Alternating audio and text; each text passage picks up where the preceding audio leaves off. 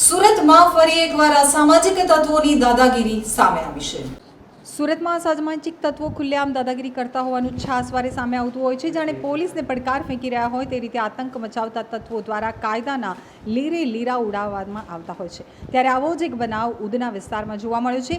રાત્રિના સમયે અસામાજિક તત્વોએ તોફાન મચાવ્યું હતું। રસ્તાની વચ્ચે કાર ઊભી રાખી અને તોફાન મચાવતા દ્રશ્યો મોબાઈલમાં કેદ થયા હતા।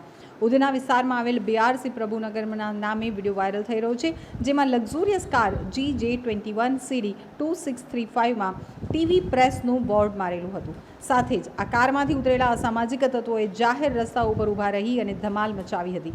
અપશબ્દોનો મારો ચલાવ્યો હતો। રસ્તા ઉપરથી પસાર થતા લોકોમાં પણ આ તત્વોને જોઈને ડરનો માહોલ જોવા મળ્યો હતો। આ અસામાજિક તત્વોએ થોડાક સમય માટે આખો રોડ બાનમાં લઈ લીધો હતો।